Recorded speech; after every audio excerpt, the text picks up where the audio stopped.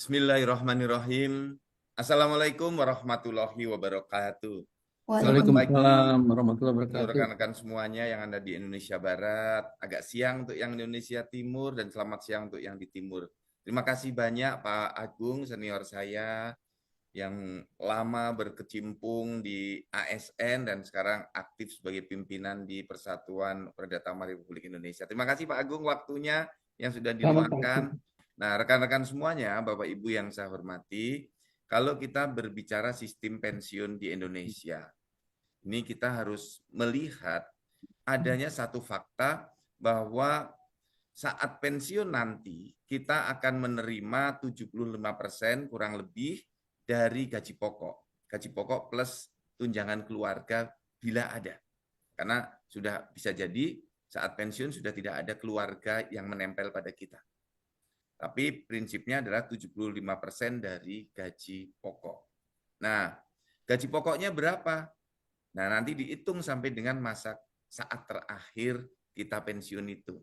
Kalau gaji pokoknya 5 juta, ya terimanya 75% kurang lebih dari 5 juta itu.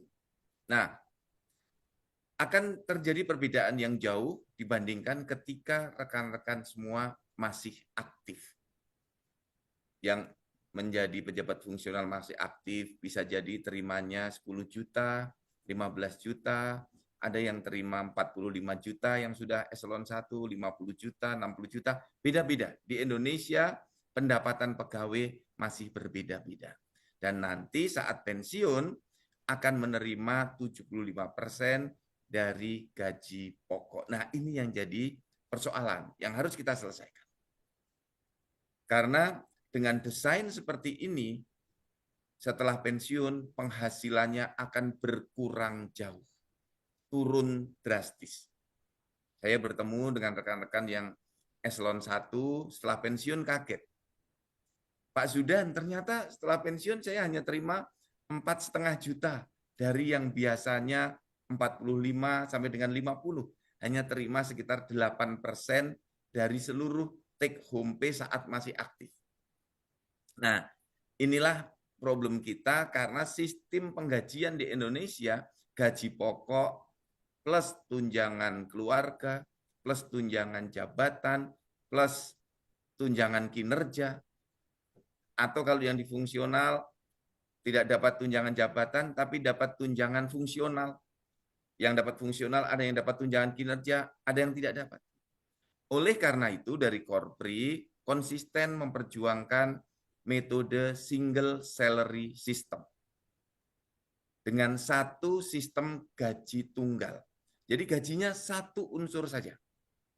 Gaji 15 juta. Tidak ada rincian gaji pokok, tidak ada tunjangan jabatan, tidak ada tunjangan fungsional, sudah single salary system. Sehingga saat pensiun nanti misalnya terima 75% dari single salary system itu, dari pendapatan itu. Nah, ini yang terus harus kita sampaikan kepada Bapak Presiden agar ASN ini tenang bekerja, tenang sampai dengan saat pensiun. Karena kita harus mempersiapkan dari Korpri itu kesejahteraan ASN sampai dengan sejahtera saat pensiun. Nah, kita tidak boleh lelah teman-teman untuk memperjuangkan kesejahteraan ini. Dari Korpri sangat concern dengan kesejahteraan ASN. Kita harus berjuang bersama-sama agar Bapak Presiden, ya, seluruh jajaran para menteri, kepala lembaga memiliki pandangan yang sama. Sebaiknya kita menerapkan single salary system dengan perbaikan saat nanti pensiun, skemanya diperbaiki sehingga semua pensiunan TNI, Polri, ASN bisa sejahtera, bahagia, dan panjang umur. Jadi jangan sampai saat menjadi ASN sudah jungkir balik, cicilan nggak lunas-lunas, ya, kredit sepeda motor, kredit rumah, selesai kredit rumah, anak-anak mulai besar, bayar SPP, kuliah, masih kredit, jangan-jangan nanti sampai pensiun, kredit di BRI belum juga lunas. Apalagi kondisi misalnya harga perumahan semakin meningkat. Maka Korpri juga sudah kerjasama dengan BTN untuk menyediakan perumahan bagi para ASN. Nah, untuk itu mari terus kita sama-sama berjuang, ya, konsisten dari Korpri memperjuangkan kesejahteraan ASN, mendorong sistem penggajian dengan single salary system. Dan ini nanti berimplikasi positif terhadap pensiunan kita semua. Karena insya Allah kita semua akan memasuki masa pensiun.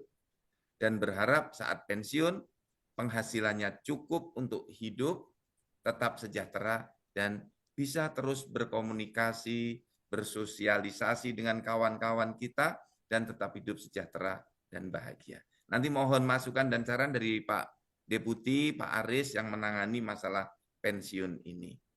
Silahkan nanti Pak Agung Mulyana, karena pengalaman Bapak yang luar biasa, mengawali karir dari bawah sampai ke eselon 1 di berbagai tempat, sekarang aktif di asosiasi atau perkumpulan pensiunan Persatuan Pradata Republik Indonesia yang menangani teman-teman semua yang sudah pensiun. Dan saat ini juga ada upaya dari Kementerian Keuangan untuk mengambil alih